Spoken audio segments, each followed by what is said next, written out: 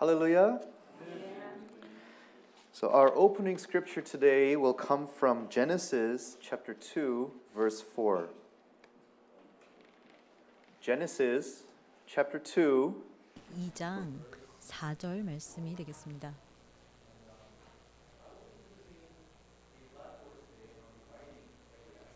제가 오늘 이제 흑판을 쓰면서 쓸 텐데요. 혹시 성경책이 있으시면요. 아니면은 컴퓨터로 핸드폰으로 볼 수 있는 성경 프로그램이 있으면요. 성경을 많이 찾아보면서 할 거니까요. 준비를 하시면은 도움이 될 것 같습니다.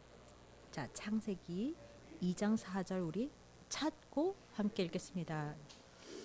여호와 하나님이 천지를 창조하신 때에 천지에 창조된 대략이 이러하니라. 이는 하나님의 말씀이니라. 아멘. 이 말씀을 통하여서 창세기 2장 4절 말씀을 통하여서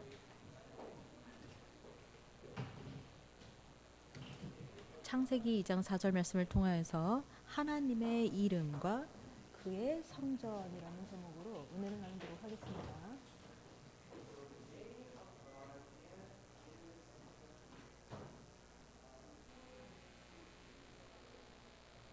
오늘 메시지를 전하려는 이 본 내용에 들어가기 전에 서론적으로 구속사에 대해서 이야기를 먼저 좀 하고 넘어가고 싶습니다.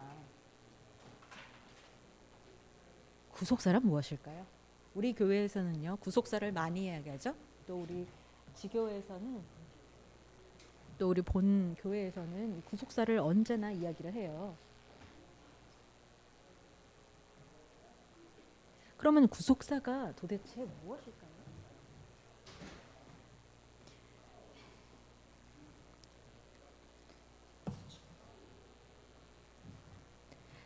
그래서 우리가 성경을 어떻게 이해하고 있을까요? 우리가 성경을 해석하는 데 있어서 네 가지 방법이 있어요. 첫 번째는 일반적인 지식이죠. 예를 들어서 우리가 성경을 공부를 하면서 들어봤잖아요. 여섯째 날에 하나님이 사람을 창조하시고 또 예수님께서 십자가에서 7 말씀하셨다. 어떤 사람들은 성경에 대해서 많이 알고 어떤 사람들은 막 몇 장 몇 절 할 정도로 성경에 대한 이야기를 잘 알고 있는 분들도 있어요. 그래서 우리가 이 내용, 저 내용 부분적으로 성경에 있는 내용을 들어보고 알 수는 있죠. 그게 일반적인 성경의 지식이고 두 번째는 조직 신학이에요.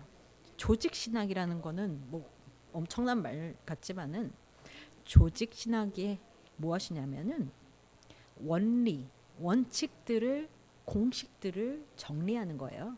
성경이 이야기는 원리들을 이야기하는 겁니다.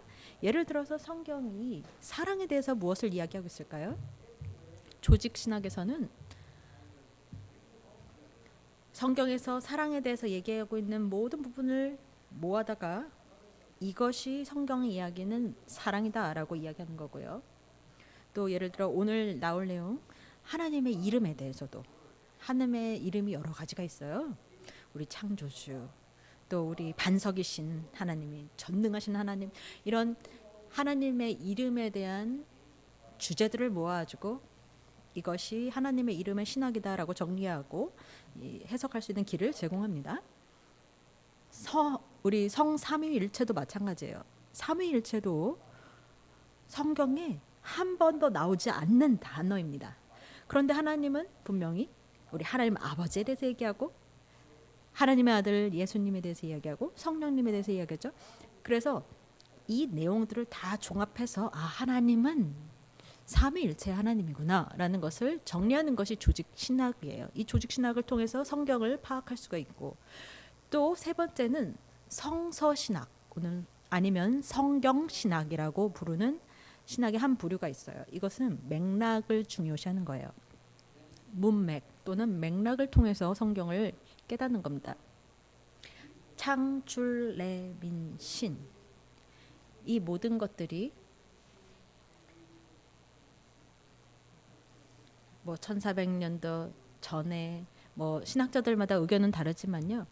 이 모든 것들은 몇 년 전에 쓰인 것이다. 그리고 이 당시의 문화는 어떤 것이었다. 역사는 어떤 것이었다. 그래서 이 성경의 내용이 어떠한 맥락 속에서 환경 속에서 쓰였는지를 파악해서 성경을 더 잘 이해하게끔 하는 거예요. 그리고 이 성경 신학은 또는 성서 신학은 역사하고 연결이 돼 있어요. 예를 들어서 바벨론의 왕이었던 느부갓네살은 예루살렘 성을 파괴시켰죠. 그래서 이거는 역사에 일어난 한 부분인데 예레미야 선지자가 너무너무 슬퍼가지고 그래서 예레미야 애가를 썼죠. 예를 들어서 그렇죠. 그래서 역사에 일어났던 이 사실을 통해서 이 예레미야 애가라는 성경이 이렇게 나오게 됐다라고 이해하는 것이 이 성서 신학이에요. 맥락을 이야기하는 거고 또 우리 현재 구속사를 이용하는 신학이 있습니다. 구속사 신학. 많은 신학자들이 성서 신학 오는 성경 신학하고 이 구속사 신학하고 같은 거라고 생각을 하는 분도 있어요. 근데 똑같은 거는 아닙니다. 어떻게 다를까요?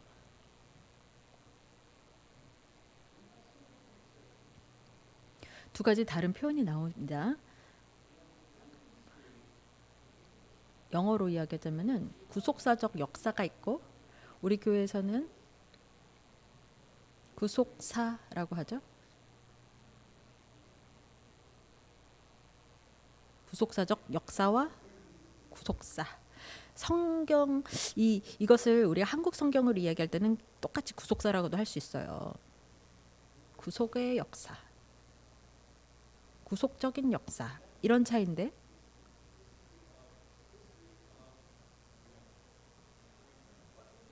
한국 문법에 따르면은 구속의 역사인데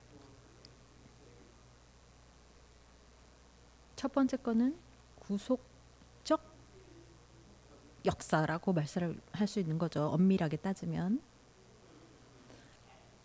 그래서 형용사죠.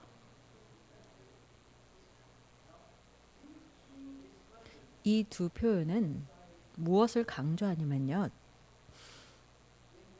서로 다른 것을 강조하고 있는데 구속적인 역사에서는 역사가 중심인 거예요. 과거를 볼 때 이것은 정말 구속하는 역사였다라는 것을 알 수 있다. 이런 것을 강조하는 거죠.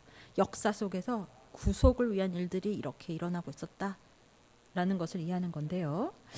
그런데 구속의 역사의 경우에는 어떻게 다를까요? 여기서는 구속이 중심이 되고 있는 겁니다.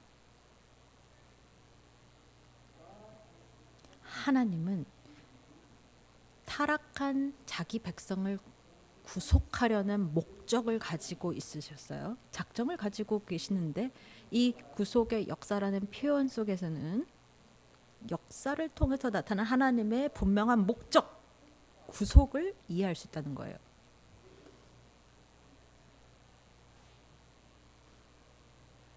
그래서 이것은 무엇을 증거하냐면 하나님의 목적, 하나님의 뜻을 강조하는 거죠. 그래서 아까 얘기드린 일반적인 이 성경의 이해는 뭐 창세기에 뭐가 나갔지, 출애굽기에 뭐가 나갔지. 근데 조직신학은 이 원리가 뭐지라는 거고, 성경신학은 지금 성경이 이 내용을 얘기할 때 백그라운드 그 배경이 되는 문맥은 무엇이지? 그런데 우리가 이야기하는 구속사는 하나님의 뜻이 무엇이지를 파악하는 거예요.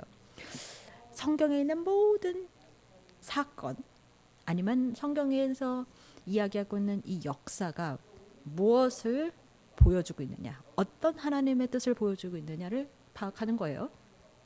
그래서 우리는 그냥 일반적으로 성경에 이런 일이 있었어요 라는 지식을 이야기하는 것도 아니고 그냥 성경의 배경 문화를 이야기하는 것도 아니고 이 역사 속에 일어난 사건의 하나님의 뜻이 무엇인가, 하나님의 원하시는 뜻이 무엇인가, 이 뒤에 있는 의미는 무엇인가를 생각해보고 공부하는 것이 구속사예요. 이 모든 성경에 기록된 것이 우리를 구속하여 구원하기 위한 일이었다. 또한 우리가 이 말씀을 증거하기 위한 것이다. 그래서 이것을 여러분은 깨달으시기를 주의 이름으로 축원합니다. 그래서 구속사예요.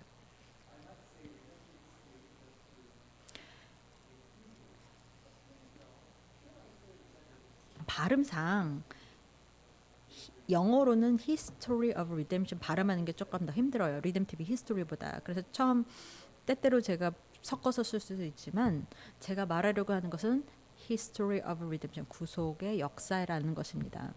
그래서 우리가 이 구속사 시리즈를 이야기하는 것이 우리 교회의 설립자이신 박윤식 원로 목사님께서 이 구속사 시리즈를 9권까지 출판하시고 천국에 가셨는데요. 10권 그리고 11권은 이제 유고작으로 출판이 됐어요. 그리고 이제 12권을 기다리고 있습니다. 12권으로 완성이 되는 시리즈의 원고를 남겨놓고 가셨는데 우리는 이 시리즈를 통해서 저자가 이 구속의 역사에 대한 어떤 관점을 가지고 성경을 이해한 것을 배울 수가 있는 거예요. 예를 들어서 구속사 시리즈 제1권은 창세기의 족보를 이야기하는데 그 창세기 족보의 중심 인물은 아브라함이라는 거예요. 하나님 나라 건설의 목적이 아브라함을 통해서 어떻게 시작되고 성취되어 가는가. 그리고 3, 4, 5권은 예수 그리스도의 족보에 대해서 이야기하고 있어요. 그래서 아브라함부터 다윗 왕까지 첫 번째 14대가 그 3권이고 그리고 다윗부터 바벨론 포로까지가 4권이고 또 바벨론 포로부터 예수님까지가 5권이에요. 그래서 이 예수 그리스도의 족보 마태복음 1장의 역사가 구속사 시리즈 3, 4, 5권에 이제 연구가 되고 있어요. 그리고 6권에서는 창조로부터 새 창조까지 이 제사장의 역할이 어떤 것인가를 이야기하고 있어요. 그리고 7권은 모든 하나님의 율법과 또 모든 계명까지도 말씀이라는 거. 성경의 전체가 하나님의 말씀이라는 원칙 아래 이 율법과 계명조차도 말씀이다라는 것을 이야기한 것이 7권이고요. 8권은 어떻게 애굽에서 나와서 언약의 땅에 들어가는지를 이야기하는 거고요. 9권은 하나님의 성막에 대해서 이야기를 하는데 다시 성막의 이 구조에 들어가가지고 하나님께서 어떻게 예배를 예배의 이 제도를 만드셨는지를 통해서 이 눈의 복음을 통해서 눈으로 보는 가운데 하나님의 뜻을 파악하는 거죠. 그리고 나서 구속사 시리즈 10권은 하나님의 나라의 완성을 이야기하고 있어요. 이것은요 이미 완성이 됐지만 아브라함과 그 자손을 통해서 더 완전하게 완성이 됩니다. 그래서 하나님의 나라와 하나님의 백성 그리고 그 하나님의 백성들이 순종함으로 말미암아 하나님의 주권을 세우고 그것이 하나님의 나라다라는 이 개념을 우리에게 세워주는 것이 10권이에요. 그다음에 구속사 시리즈 11권 상하는 성전에 관한 이야기죠. 상은 첫 번째는 에스겔 성전이고 두 번째 부분은 스룹바벨 성전입니다. 그래서 성전 중심의 이 성경 역사가 어떻게 회복을 시키는가는 거예요. 어떻게 예배를 회복시키고 어떻게 하나님의 나라를 회복시키는가를 성전 중심으로 이야기하고 있어요. 에스겔이 예언을 하는데 드디어 예언대로 귀환을 해가지고 하나님의 성전을 재건하고 그리고 신앙 공동체를 어떻게 세우는지 예배를 회복하는지를 이야기하는 거예요. 그리고 나서 12권은 무엇에 대한 것이 나올까요? 절기에 관한 말씀이 출판된다고 했어요. 절기가 무엇이 있을까요? 하나님께서는요 하나님의 절기가 되면은 이 지구상에 어디에 있든지 간에 다 나와줘 나를 만나러 와라 라는 거예요. 우리가 모두 하나님의 백성입니다. 그렇죠? 그러면은 우리가 어디를 가야 될지 알죠? 성전, 교회. 그런데 정하신 때가 되면은 우리 삶에서 어떤 일을 하고 있던지 간에 어디에 있던지 간에 하나님이 정하신 때와 기한에 그 시간에 그 장소에 무조건 나와야 돼요. 그리고 우리가 함께 거하게 된다라는 것이 절기가 강조하는 중요한 내용입니다. 이것은 완벽한 예배를 보여주는 거예요. 이 신실한 아주 온전한 순종을 통해서 어떻게 완전한 예배가 이루어지는지를 절기가 보여주고 있어요. 그래서 우리가 구속사 시리즈를 읽을 때 창조, 타락, 회복, 그리고 완성. 그래서 이 전체가 구속사예요. 그래서 구속사의 진행과 그 완성의 과정, 성취의 과정을 보여주고 있는 것이 구속사 시리즈예요. 그래서 우리가 구속사를 전파한다라고 할 때 어떤 분들은요, 저들한테 꼭 와서 물어봐요. 하나님의 말씀 왜 안 해요? 복음 전하지 않아요? 왜 구속사를 전한다고 합니까? 라고 따지러 오세요. 근데 저희가 지금 말씀하는 거는 구속사라는 말씀을 통해서, 이 용어를 통해서 하나님께서 그 백성을 구원하시는 그 계획을, 하나님의 뜻이 무엇인지를 성경의 이야기를 통해서 증거하는 거예요. 그래서 우리가 구속사라는 말씀을 들으실 때마다 왜 이 말씀을 하는지 깨닫고 들으시길 주의 이름으로 축원합니다. 자, 우리 강의에 들어갈 때네요. 창세기 2장 4절이 우리 주제 구절입니다. 여호와 하나님이 천지를 창조하신 때에 천지에 창조된 대략이 이러하니라라고 말씀했습니다. 여러분들이 이 구절을 읽고 오늘 제가 제목으로 잡은 하나님의 이름과 그의 성전, 하나님의 이름과 그의 성전이 제목인데 이게 창세기 2장 4절하고 무슨 관계가 있지? 라고 생각하실 수도 있어요. 영어든지 한국어든지 어떤 번역본을 봐도 창세기 2장 4절하고 이 하나님의 이름과 그의 성전이라는 내용하고 연결시키니까 힘드실 거예요. 근데 제가 일단 경고를 드리는데요. 제가 히브리어를 조금 몇 가지 쓸 건데요. 이 히브리 원어를 비교함으로 말미암아서 하나님의 이름이 어떻게 나타나고 이것이 어떻게 이 하나님의 성전 역사에서 구속사가 완성되는지를 깨달으시기를 주의 이름으로 간절히 축원합니다. 그래서 첫 번째로 우리 하나님 자신에 대해서 이야기를 나눌 텐데요.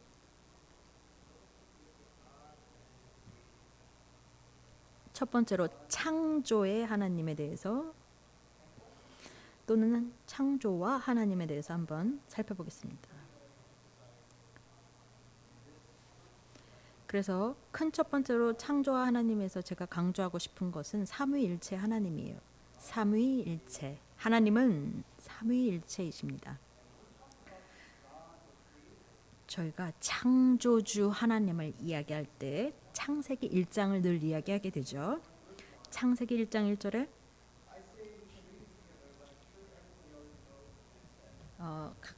같이 찾지 않아도 다 외우고 계시죠? 태초에 하나님이 천지를 창조하시니라.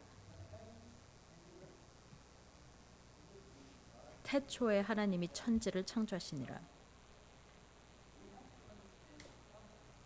그렇다면 우리가 이 문맥을 잘 파악을 해야 돼요. 왜 모세가 창세기를 쓸 때 이 방식으로 시작을 했느냐.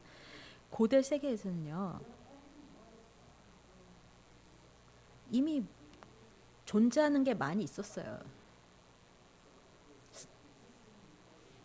그래서 선제성 같은 건데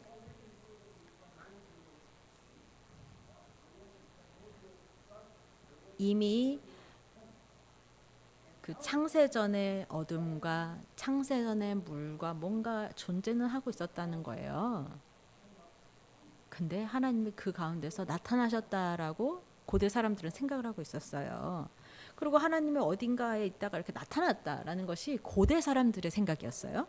그러나 창세기가 쓰일 때 모세는 뭘 가르치려고 하냐면요. 태초에 아무것도 없었는데 하나님이 모든 것을 창조하셨다라는 것을 선언하는 거죠. 여기에서 쓰이는 하나님은 엘로힘 하나님이에요.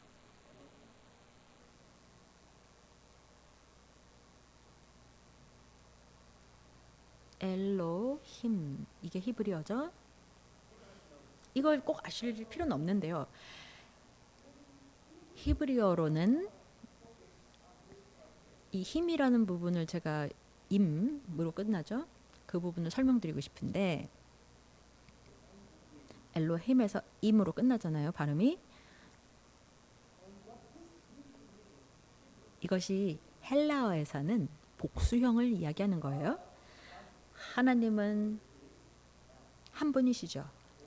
단수로 쓰면 엘이라고 해야 돼요. 아니면 엘로하라고 해야 돼요. 그런데 이 창세기 1장은 엘로힘이라고 쓴다는 거예요. 히브리어로 보시면 복수로 썼다는 거예요. 그러니까 영어로는 원래 gods, 하나님들, 신들 이렇게 번역해야 맞죠? 여러분 프랑스 하시는 분 아나요? 카나다에 프랑스어 불어 하시는 분 있을 수 있는데 지금 안 계신데요. 불어에서나 주어, 동사, 일치라는 것이 있죠. 많은 언어에서는요. 단수형이 있고 또 복수형이 있고, 예를 들어 주어가 단수형을 쓰면은 동사도 주어를 써야 되고, 또 주어가 복수면은 동사도 복수형을 써야 된다는 것이 주어 동사의 일치죠. 그런데 여기에 히브리어에서 분명히 주어는 복수로 쓰였어요. 일반적인 문법에서는 동사가 복수형으로 나와야겠죠? 맞죠? 지금 이제 이 문법적인 것이 여기가 가시죠? 그런데 창세기에서는 하나님에 대해서는 복수형이 쓰였는데 엘로힘이 쓸 때마다, 이 창조주 하나님을 이야기하는 엘로힘을 쓸 때마다 항상 동사가 단수라는 거예요. 굉장히 이상하죠? 들을 때 이상하게 들려요. 하나님들이, 신들이 창조했다. 이게 단수형으로 쓰였어요. 그래서 구속사 시리즈 제1권 보시면은 저자이신 아브라함 원로 목사님께서는 이는 삼위일체 하나님을 나타내는 것이다 라고 설명하고 계세요. 하나님께서 우리가 사람을 창조하자라고 하셨을 때 어떻게 하나이신 하나님이 우리라고 할 수 있을까요?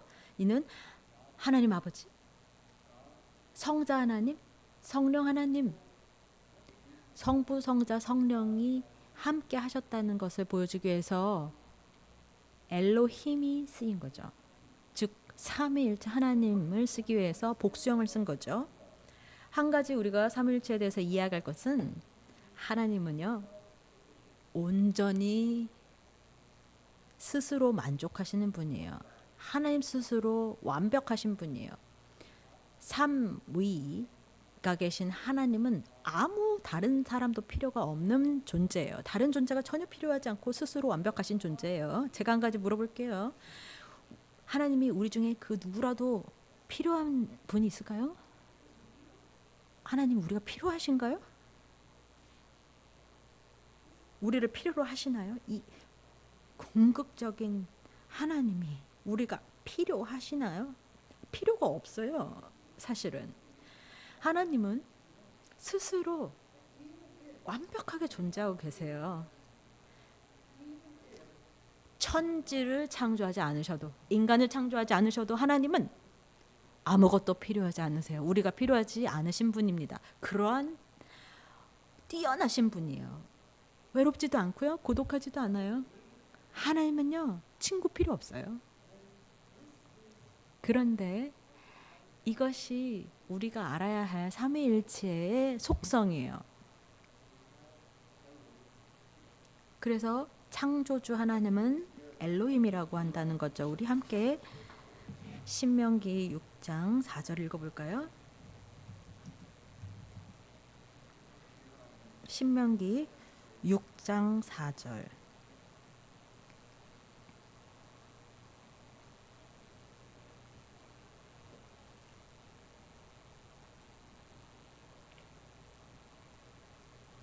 신명기 6장 4절 읽겠습니다. 함께.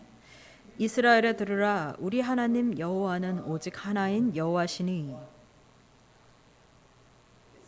분명히 우리 하나님 여호와는, 여기에 하나님은 엘로힘이 쓰였어요. 그래서 히브리어에서는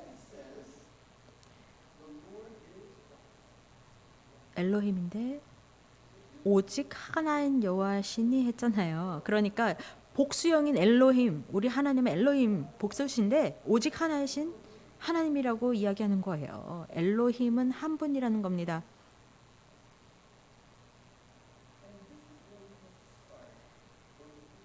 그래서 우리가 하나님을 생각할 때 이것을 먼저 생각하셔야 돼요. 스스로 완벽하고 완전하시고 아무것도 필요하지 않으신 하나님이, 스스로 충만하시고 충족하신 하나님이 우리를 창조하셨다는 것이죠. 여러분 신명기 6장을 5절부터 9절까지 이어서 읽어보시면요,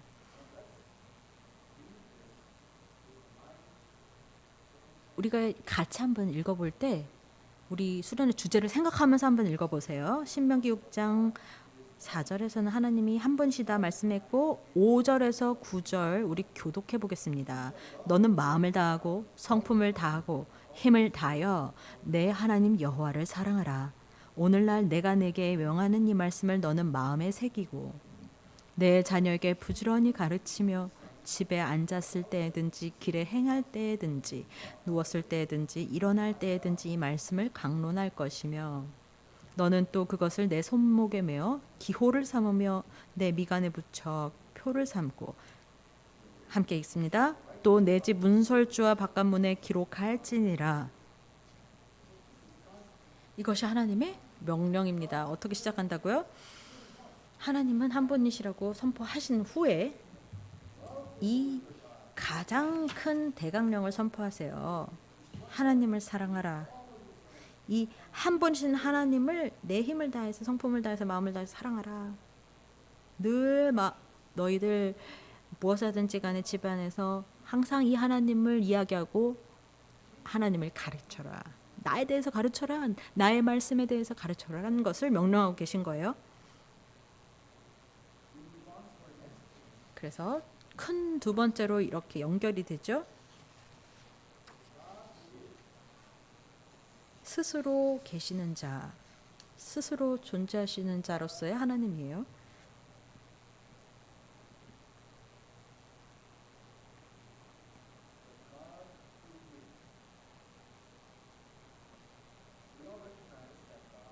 우리는 하나님이 계시다는 것을 알죠. 그런데 하나님이 계시다는 것을 우리는 어떻게 알 수가 있을까요? 자, 항상 사람들이 이야기를 해요. 하나님이 실제 계시다는 거 우리가 어떻게 알죠? 라고 이야기해요. 그래서 저는 족보의 중요성을 강조하고 싶어요. 구속사는요, 족보를 강조하고 있어요.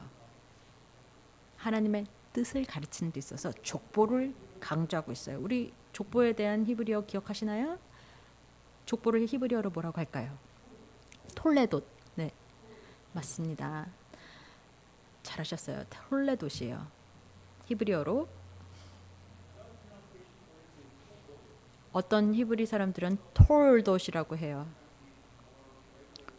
톨돗이라고 유대인들이 많이 사용하고 또 톨레돗이라고도 하는데, 톨레돗이든 톨돗이든 족보를 이야기하는데 맨 처음 나오는 톨레돗이 어디 있어요? 처음 톨레돗이 나오는 것이 어디일까요? 이 성경에서 창세기 어디? 창세기 어디에서 나와요?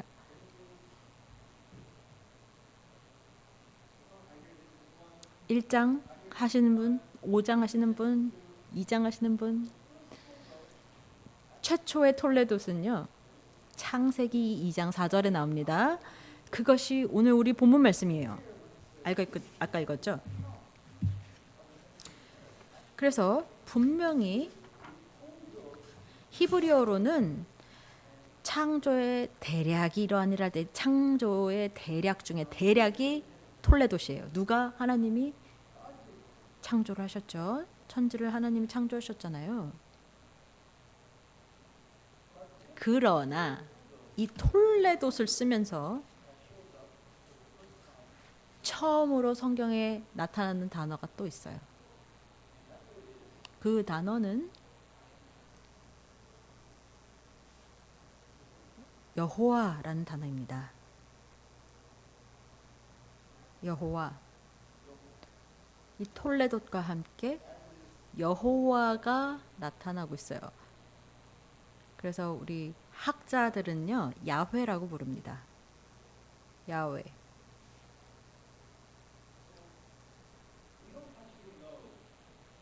사실 우리는 히브리어로 이 여호와를 뭐라고 발음하는지를 아무도 몰라요. 왜냐면은 어떤 사람들은 이제 대부분의 사람들은 아마 이 히브리어는 야훼라고 발음했을 거라라고 이야기를 해요.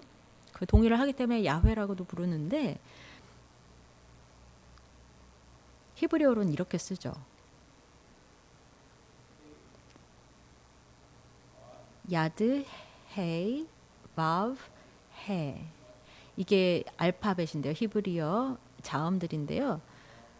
모음이 없는 게 원래 히브리어예요. 그래서 발음으로 쓰면은 Y, H, W, H 같은 거예요. 이응, 히읗, 비읍, 히읗 같은 거예요. 그래서 아무도 어떻게 읽는지를 몰라요. 근데 이게 하나님의 이름으로 히브리어에는 늘 쓰여 있어요. 그러면 이 하나님의 이름 여호와가 우리에게 어떤 것을 가르쳐 주고 있을까요?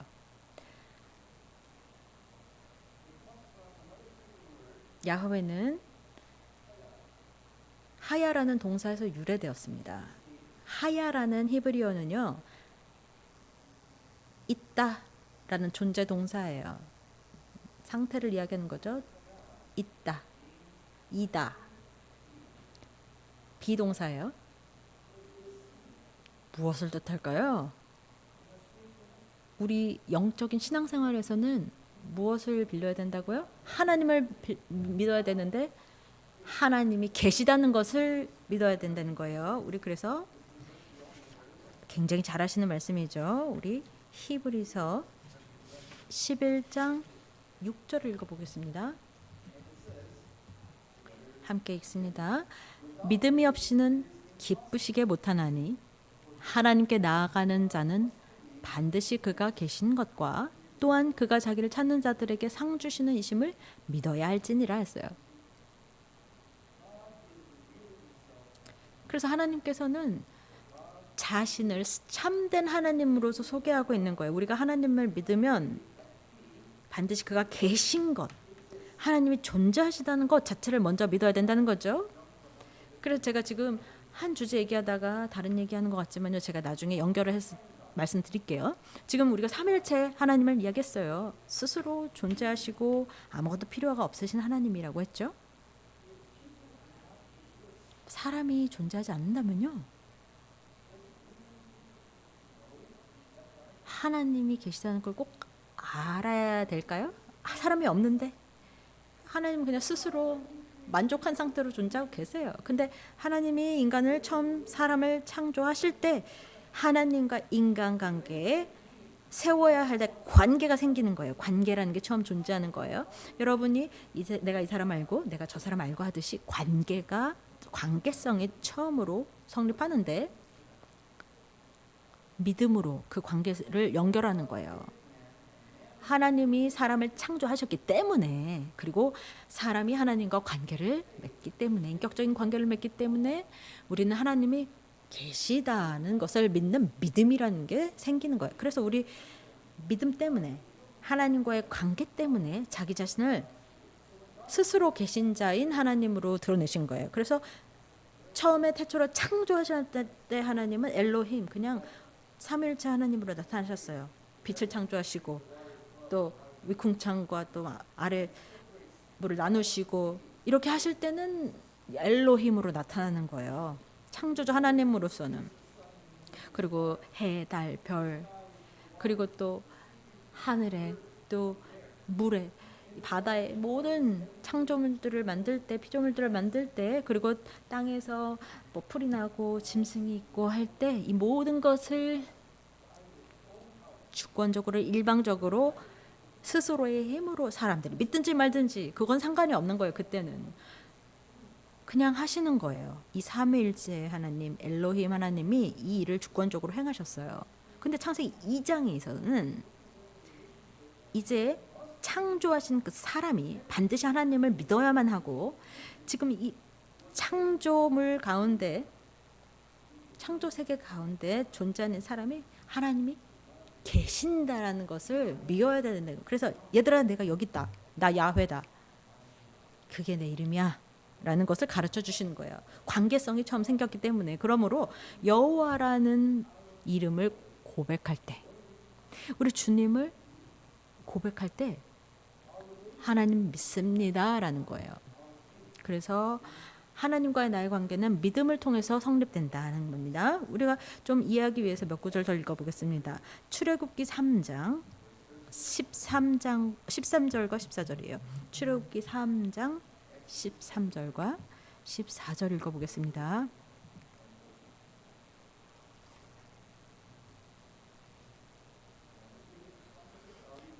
우리 교독하겠습니다. 제가 먼저 13절 읽습니다. 모세가 하나님께 고하되 내가 이스라엘 자손에게 가서 이르기를 너희 조상의 하나님이 나를 너희에게 보내셨다 하면 그들이 내게 묻기를 그의 이름이 무엇이냐 하리니 내가 무엇이라고 그들에게 말하니까. 14절 함께 읽습니다. 하나님께서 모세에게 이르시되 나는 스스로 있는 자니라. 또 이르시되 너는 이스라엘 자손에게 이같이 이르기를 스스로 있는 자가 나를 너희에게 보내셨다 하라. 나는 스스로 있는 자니라. 내가 있었고 있고 있을 것이다. 영원히 존재하는 하나님께서 인간과 관계를 회복하시면서 여호와 스스로 있는 자로 자기를 소개하시는 거예요. 그래서 15절을 이제 보시면은 그것을 더 나가서 하나님이 또 모세에게 이르시되 너는 이스라엘 자손에게 이같이 이르기를 나는 너희에게 보이신 이는 너희 조상의 하나님 곧 아브라함의 하나님 이삭의 하나님 야곱의 하나님 여호와라 하라. 이는 나의 영원한 이름이요 대대로 기억할 나의 표혼이라 했어요. 그러니까 하나님이 나는 스스로 있는 자니라 라고 알려주실 때 이것이 나의 영원한 이름이다. 나는 이전에도 있었고 지금도 있고 영원히 있을 하나님이다라는 것을 가르쳐 줄 때 너희들은 이런 나를 믿어야 된다 할 때 야훼 여호와를 가르쳐 주신 거예요. 그러면은 제가 이것을 왜 이렇게 장황하게 삼일체는 따르고 여호와 하나님 따르고 이것을 가르쳐 드릴까요? 우리 신명기 4장 10절을 한번 보겠습니다. 신명기 4장 10절.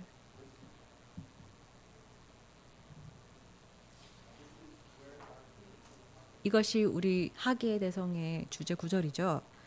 신명기 4장 10절 말씀.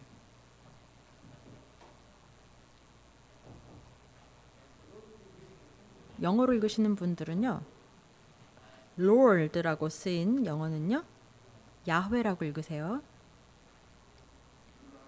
신명기 4장 10절 시작. 내가 호렙산에서 내 하나님 여호와 앞에 섰던 날에 여호와께서 내게 이르시기를 나를 위하여 백성을 모으라.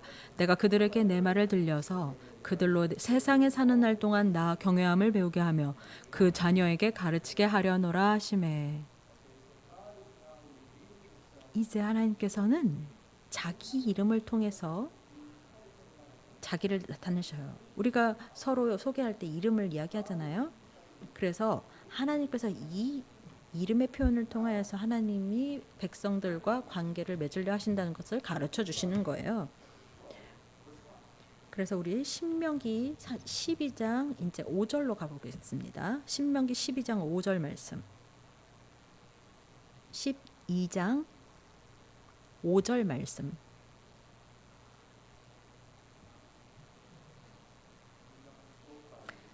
신명기 12장 5절 읽습니다. 오직 너희 하나님 여호와께서 자기 이름을 두시려고 너희 모든 지파 중에서 택하신 곳인 그 거하실 곳으로 찾아 나아가서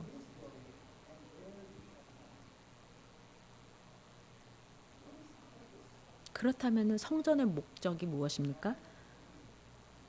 하나님의 이름을 두시려고 하나님의 존재를 인정받기 위해서 다시 말하면은 우리가 하나님이 계시다는 것을 믿기 위해서 성전이 있는 겁니다. 창세기 2장 4절에 나오는 처음 톨레도스는 우리 사람의 창조에 대해서 나올 때 톨도시 나왔어요. 어떤 사람이 성전을 건축하듯이 하나님이 흙으로 사람을 지어가지고 생기를 집어넣고 생명이 되었다라고 했죠.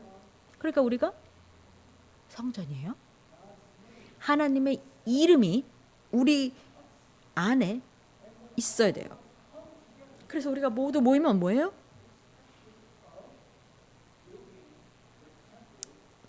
하나님의 성전을 건축한다는 뜻이에요. 하나님의 성전은 그 이름에 기초하고 있어요. 그래서 여러분들은 여기에 하나님을 아시기 위해서 온 겁니다. 하나님의 믿는 믿음으로 자라나기 위해서 오신 겁니다.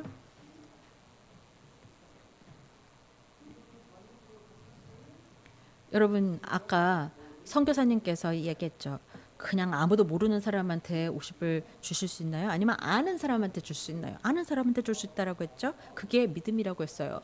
하나님을 알모를 말미암아서 믿음에 이른다는 거예요. 그래서 하나님을 알기 위해서, 그래서 믿기 위해서 성경을 통해서 하나님을 더 알면 알수록 우리의 믿음이 더욱더 커진다는 거예요. 야훼, 이 이름을 통해서 하나님께서 자기 자신을 우리에게 계시해 주시는 겁니다. 영생을 얻기 위해서는 이것을 알아야 되죠. 요한복음 5장 39절에서 47절 한번 읽어보겠습니다. 요한복음 5장 39절에서 47절을 교독하겠습니다.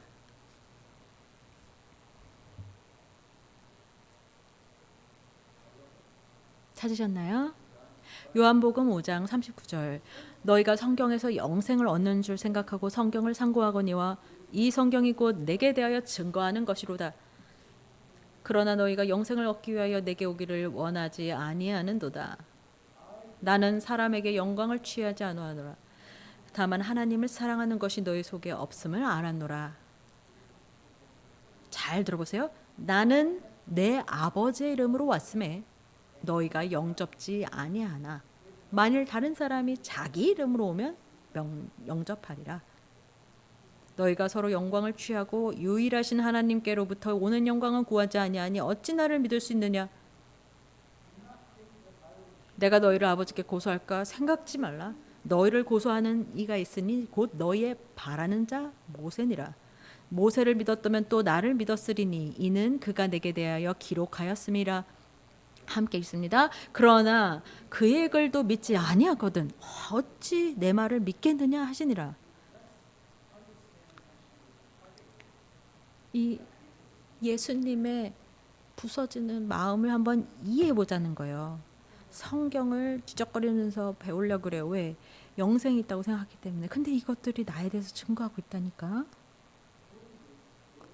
모세가 창세기, 출애굽기, 레위기, 민수기, 신명기 모든 것을 쓸 때 하나님의 이름을 쓰고 하나님 무엇을 하셨는가, 하나님이 계시고 우리가 믿어야 된다, 이게 모든 것을 모세가 그것을 알으라고 썼는데 너희가 믿는 그 하나님 여호와 하나님 그 야훼 너희가 관계를 가지고 있는 그 너희 하나님이 내가 그 이름으로 왔는데 그게 내 이름이다. 그런데 영접지 아니한다라는 겁니다. 모세가 나에 대해서 쓰고 있었다니까. 근데 왜 믿지 않느냐라고 하시는 거예요. 예수님이. 왜 다른 사람은 다른 이름으로 오면 영접하는데 나는 왜 알지를 못하니? 라는 겁니다. 그래서 예수님께서 제대로 된 믿음을 가지지 못했다라고 말씀하고 계신 거예요. 그래서 하나님의 이름을 제대로 배워야 되는 거죠. 요한복음 6장 63절에 살리는 것은 영이니 육은 무익하니라 내가 너에게 이른 말이 영이요 생명이라 라고 말씀하셨죠. 하나님의 말씀, 성경이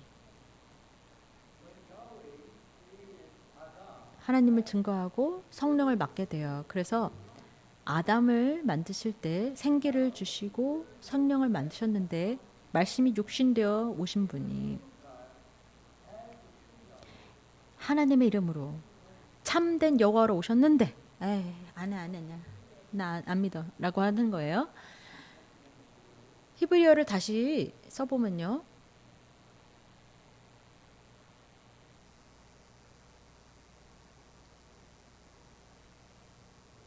이게 야훼, 여호와, 이응, 히읗, V, 히읗 사운드 이런 발음인데 첫 번째 단어는 요드라고 불러요. 우리가 미음이라고 이름이 있듯이 이 단어는 요드라고 부르는데 요드는 손이라는 뜻이 있어요.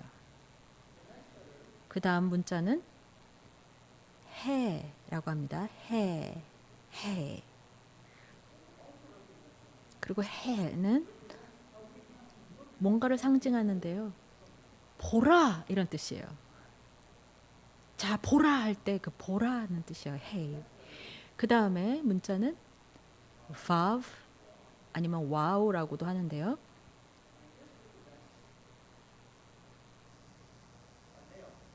못을 상징해요. 못을 이렇게 나사로 연결하고 못으로 박을 때 어떻게 해요? 연결하죠.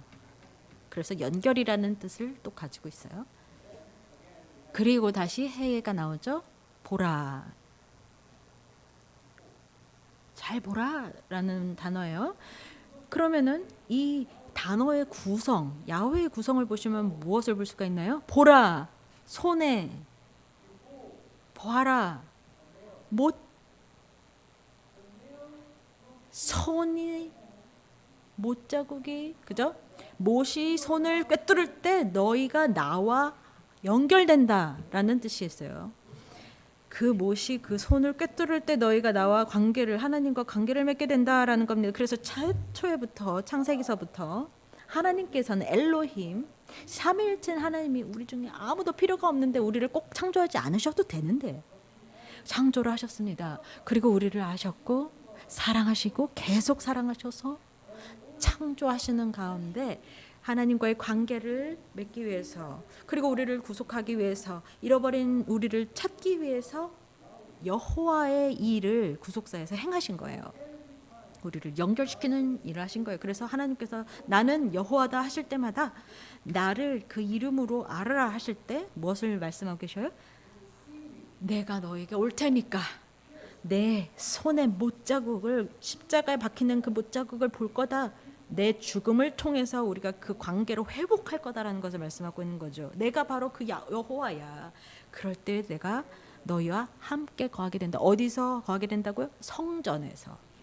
그래서 예수님 아버지 이름으로 온 그 여호와로서 오신 예수님이 참 성전을 가르쳐 주시고 우리 아버지와 하나 되는 거하는 역사를 뭐를 통해서 이 십자가의 대속의 죽음을 통해서 대속의 희생을 통해서 연결이 다시 된다는 거예요. 어디서? 성전에서.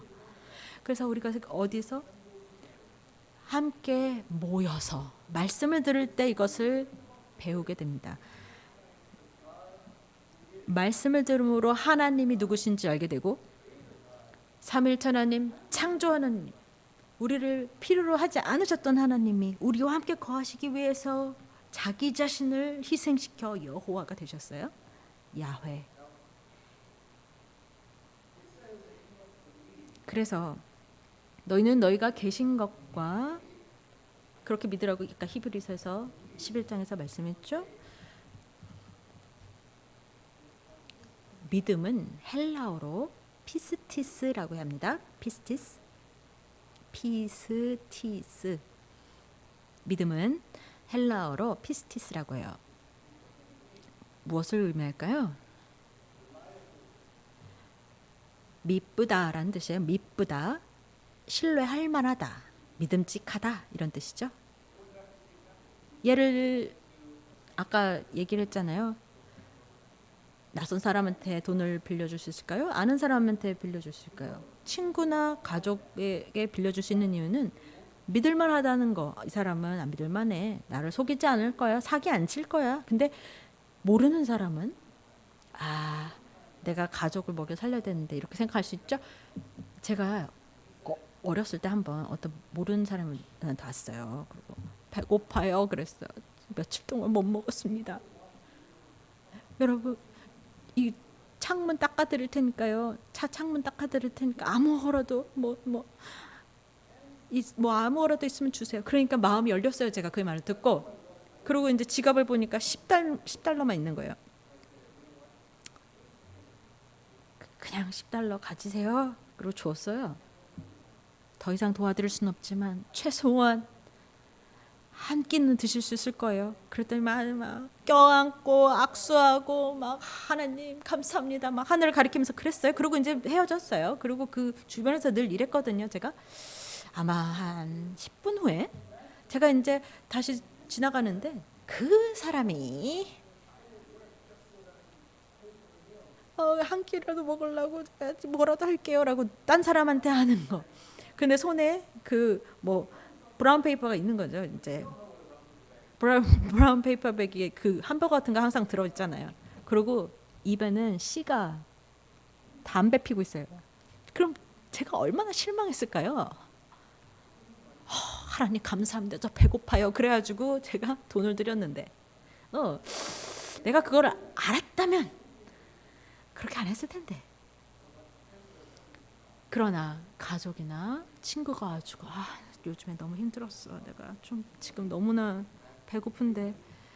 그러면 괜찮아. 내가 어떻게 할 수 있는 대로 도와줄게. 이거 꼭 안 갚아도 돼. 그러면서 주는 이유는 믿을 만한 사람이기 때문이에요. 자, 그것이 믿음의 본 뜻인데 믿음직하다는 건데 신뢰성이 있다는 건데 이것이 어떻게 만들어질까요? 역사를 통해서 형성이 돼요. 나이키 제일 좋아하세요? 나이키 좋은 거죠. 왜 좋을까요?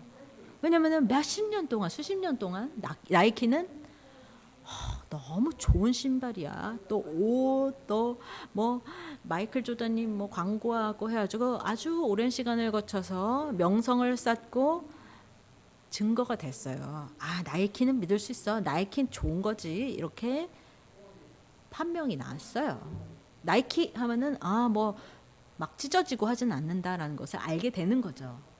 그렇게 믿음을 형성하는 거예요. 그럼 하나님에 대한 믿음을 어떻게 형성해 갈까요?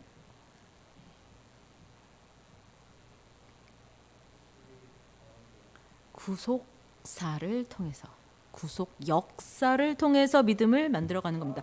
자, 역사가 뭐예요? 하나님이 아담을 창조하시고 아담이 타락을 했는데 창세기 3장 15절 여자의 후손이 오시기로 했습니다. 약속을 했는데 모든 세계가 타락해가지고 하나님이 그 인간을 다 살리기 위해서 노아를 통해서 구원을 했는데 또 타락해가지고 아브라함을 다시 선택하셨어요. 그리고 아브라함의 인생을 보면요, 아까 배운 것처럼 여기 갔다 저기 갔다가 또 그러고 좀 잘못할 때도 있고, 그러나 하나님의 은혜로 말미암아 복을 주셨죠. 내가 너와 내 자손을 이 땅으로 이끌어 주리라. 그래서 출애굽이 되고 그 다음에 성막이 세워져서 예배드리고 성전이 지어지고 이 모든 사건들을 통해서 하나님의 은혜가 역사를 통해서 언제나 일관되게 역사하는 것을 볼 수가 있어요. 나를 불순종하면은 예루살렘이 망할 거야. 그러나 걱정하지 마. 내가 너를 용서해주고 다시 너희들을 데려오겠다. 그리고 성전이 재건될 거야. 그것도 일어났어요. 그리고 예수님은 여자의 후손으로 오시고 성전으로 오시고 창세기부터 예수님 때까지 모든 말씀들이 다 이루어진 거예요. 그래서 스스로 계신 자, 이전에도 계시도 이제도 계시고 앞으로도 계실 그 하나님이 지금까지 그 날이 이루어질 때까지 똑같이 일하신다는 것을 알기 위해서 구속 역사를 공부하는 겁니다. 그래서 하나님은 언제나 항상 그의 백성과 함께 계셨다는 것을 배울 수가 있죠. 여러분, 저와 여러분들이 다 힘든 일을 겪었잖아요. 문제를 겪기도 했었고, 아픈 적도 있었고, 우리 몸이 아픈 적도 있고, 마음이 아픈 적도 있고, 정신이 아픈 적도 있었지만 어떻게 여기까지 왔습니까? 어떻게 오늘 이 순간까지 오셨어요? 한 번쯤 할 생각해 보세요. 하나님이 그렇게 저희와 함께 일하신 거예요. 내가 진즉에 죽었어야 되는데 여기까지 살려주시고 구해주시고, 이 일도 있었고 저 일도 있었고 아주 그냥 큰일 날 뻔했는데 그때 하나님이 구원해 주시고 해결해 주시고 해서 오늘 이 순간까지 이르렀다는 그 역사가 우리 각자에게 있잖아요. 그리고 그 관계를 맺은 거예요. 그게 하나님이 여호와라는 이름을 통해서 이룩하시고자 하는 거예요. 그래서 구속사의 중심 구절인 신명기 32장 7절 보겠습니다. 구속사 시리즈의 중심 구절 외우고 계시죠? 신명기 32장 7절 말씀.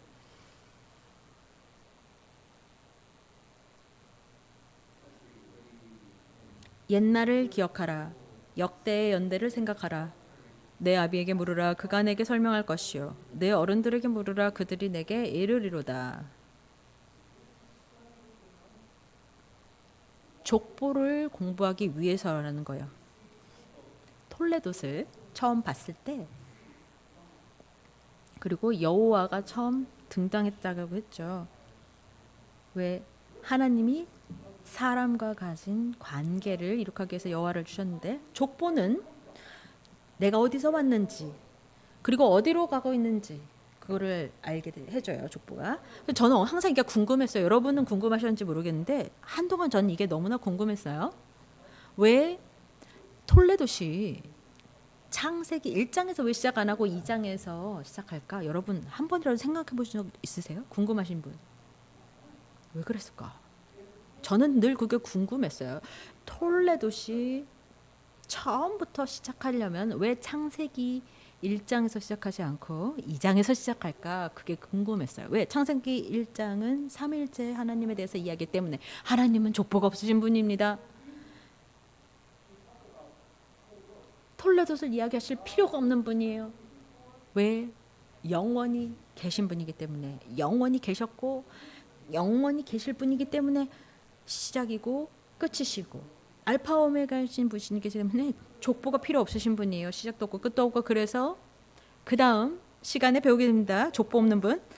그런데 일단 하나님이 그 관계를 형성하시고서는 사람과 관계를 맺고서는 족보가 필요한 거예요. 하나님으로부터 시작합니다. 아담은 하나님이 낳으셨다라고 할 수 있는 거죠. 아담이 창조되었을 때 하나님이 아담을 낳으셨다라고 표현할 수 있는 거예요. 그래서 이 구속사를 공부할 때 더욱 알면 알수록 믿음을 갖게 되는 거예요. 그래서 로마서 10장 17절 한번 찾아봅니다. 로마서 10장 17절 말씀이에요.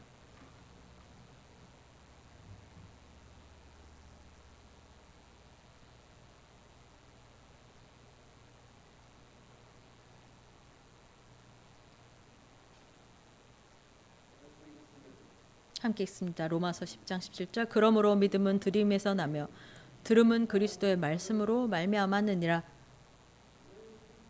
믿음이 어디서 나요? 말씀 알므로. 듣고 안다는 거죠. 어떻게 들어요? 모여서 나오지 않으면 어떻게 들어요? 그래서 함께 모여 예배 드리는 거예요. 예배 드리는 적합한 장소는 성전이죠.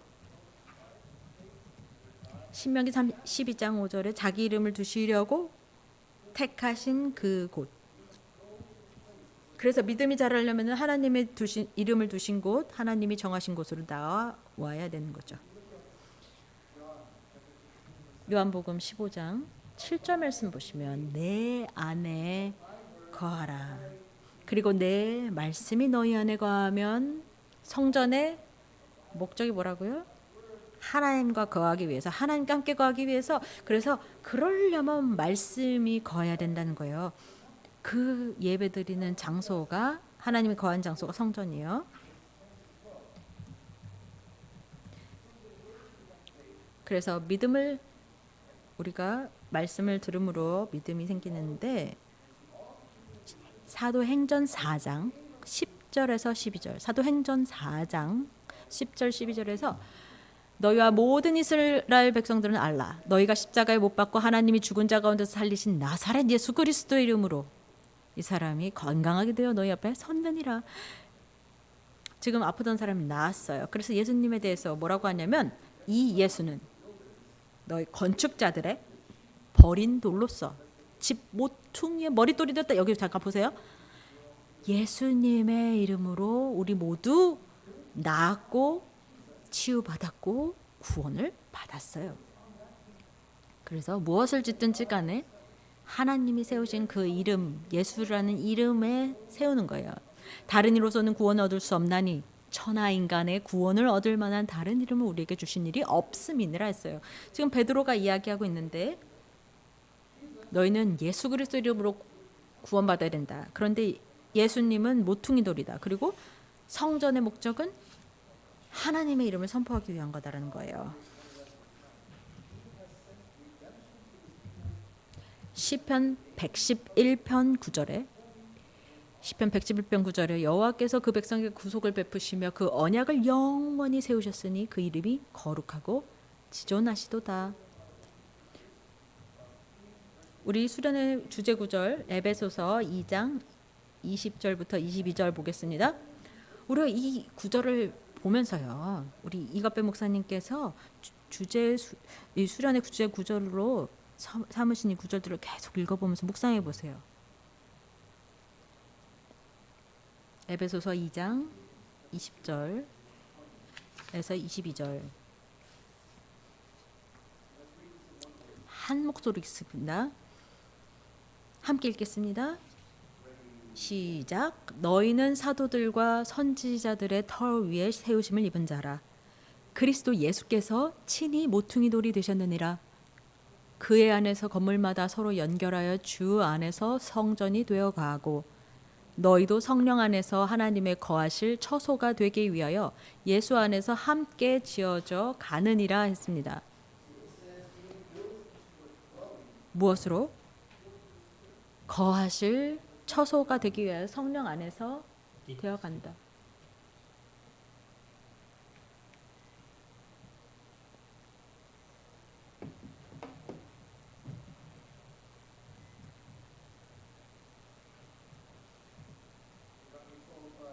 신명기 12장 5절 오직 너희 신명기 12장 5절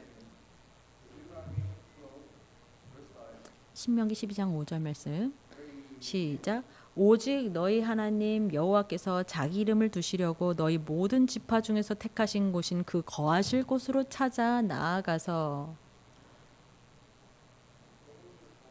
하나님의 이름이 있는 곳으로 나아가라는 거죠. 이제 열왕기상 8장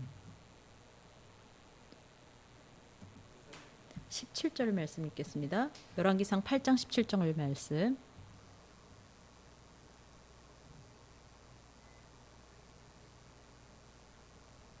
열왕기상 8장 17절 말씀.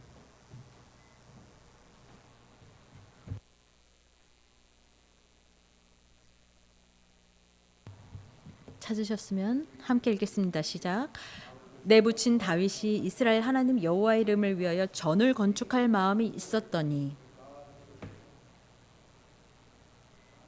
하나님께서 하나님이 택하신 곳에 그 이름을 두신다 했는데, 내 부친 다윗이 여호와의 이름을 위하여 성전을 건축할 마음을 가지셨다라고 했죠. 성전은 하나님의 이름이 있는 곳입니다. 하나님의 이름을 두시려고 택한 것이에요. 야훼, 여호와, 믿음을 통해서 우리를 연결시키는 그 성전 안에서 하나님이 거하시는 그 성전 안에서 그 처소는 그 이름을 상징하는 거고 하나님의 성전은 하나님의 영령이 계신 곳, 말씀이 계시는 곳이라고 했습니다. 그래서 요한계시록 19장 13절 말씀을 보시면 요한계시록 19장 13절 말씀을 한번 찾고 읽겠습니다.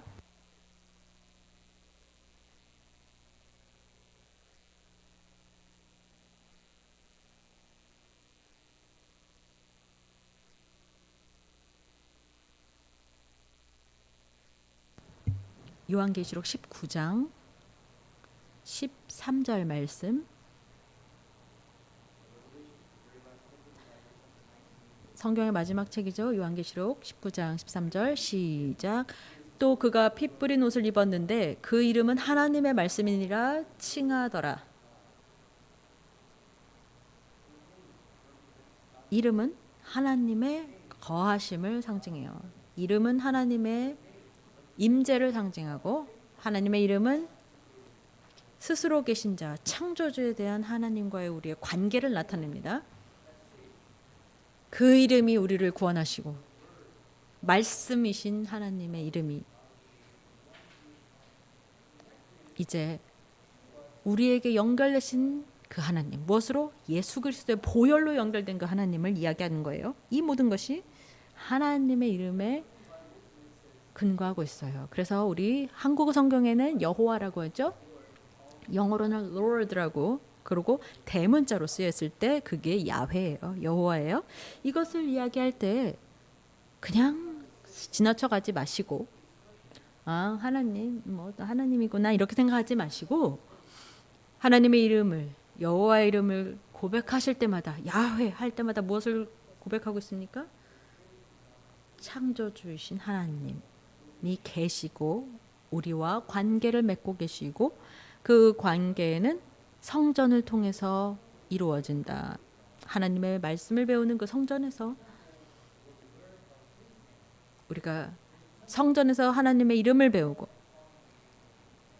바로 하나님의 이름을 부르는 그곳 성전에서 창세기 4장 26절에 셋이 에노스를 낳았는데 에노스 때 사람들이 비로소 여호와 이름을 불렀더라라고 했죠. 여기서 불렀더라는요. 함께 다 같이 집단적으로 집합적인 예배를 드렸다는 겁니다. 공식적인 예배를 이야기하고 있어요. 아브라함이 세겜에 처음 단을 쌓을 때 그때도 단을 쌓았는데 베델과 아이 사이에서 제단을 쌓았을 때 그때 하나님의 이름을 불렀더라라는 표현이 또 나와요. 그러니까 아브라함의 가족이 공식적으로 제대로 된 예배를 드린 것이 그때예요. 그래서 우리가 지금 드리는 예배가 바로 공식적인 집단적인 예배죠. 하나님의 그 이름을 부르기 위한 하나님의 말씀을 통해서 우리를 구하시고 또 하나님을 알므로 더 믿게 하시는 그리하여서 다른 사람에게도 증거하게 하시는 그 하나님을 배우는 것이 성전이에요. 그래서 교회라는 게 왜 그렇게 다를까요? 사람들이 그냥 하나님 믿는 교회 가. 뭐 하나님 믿는다 그러면 아무 교회나 가면 되지 뭐가 다르냐? 라고 하는데요. 그렇기도 하죠. 그렇다. 실제로는 꼭 그렇진 않아요. 다른 교회에서 구속사를 가르칩니까? 이 교회랑 우리 교인들만 다른 사람들보다 훨씬 낫다라는 걸 이야기하려는 게 아니에요. 그런 것은요. 삐뚤어진 태도죠. 그런데 구속사를 생각할 때 하나님의 은혜로 아무 조건도 자격도 없는 우리가 하나님 스스로를 우리에게 나타나셔서 이 하나님의 성경을 통해서 그 뜻을 알려주시는 가운데 구속사를 알게 된다는 거예요. 그 구속사가 가르치는 것이 바로 그거예요. 우리 목사님들, 우리 선교사님들, 전도사님들이 이 말씀을 드릴 때 우리가 구속사를 전파한다고 말씀해요. 이 구속사가 성경의 모든 따로따로 쪼개진 부분을 하나로 모으는 것이기 때문이에요. 하나님의 뜻을 드러내는 해석이기 때문입니다. 그 타락한 백성과 어떠한 관계를 맺으시고자 하는가? 성경에 다시 모임으로써 하나님의 이름이 계신 곳에 옴으로써 하나님의 이름을 부르는 곳으로서 모일 때 무엇이 이루어지는지 알려주시는 겁니다. 그래서 하나님은 우리를 사랑하시고 스스로 어떤 분이신 알려주시고 그리고 우리의 아버지이심을 알려주시는 그 하나님을 믿으면서 이 말씀 가지고 나가셔서 예수 그리스도를 통해서 하나님께 연결되어 성령으로 아버지께 연결되시기를 주의 이름으로 축원합니다. 기도하겠습니다. 우리 하느님 아버지 진심으로 아버지의 은혜와 사랑에 감사를 드립니다. 아버지를 스스로 계시며 계속 계시는 하나님으로 선포하시고 하나님의 이름을 둔 곳에서 예배드리고 아버지 이름에 영광 돌리고 감사드리기를 가르쳐 주심에 감사드립니다. 우리는 이렇게 부족합니다. 그러나 오직 하나님께서 스스로 계신 여호와시며 그 이름을 나타내심으로써 아버지의 구속사를 우리에게 알려주셨습니다. 톨레도 그 족보를 만드신 것처럼 그리하여서 우리와 관계를 맺으신 것처럼 그리고 예수 그리스도의 보혈로 우리를 구속하신 것처럼 우리 모든 것이 구속사에 나타난다는 것을 믿게 도와주시옵소서. 그리고 아버지의 구속사에 나타난 역사를 증거하는 삶을 살게 도와주시옵소서. 아버지의 집에 모여 하나님의 이름을 두시려고 만드신 그 처소에 모여서 우리가 이 말씀을 통해서 하나님을 더 알고 또 다른 사람에게 가르칠 수 있으며 우리가 함께 모였을 때 우리 하늘 고향 천국으로 인도하여 주시옵소서. 이 모든 것 감사드리며 예수님의 이름으로 간절히 기도드립니다. 하나님께 영광 돌리겠습니다.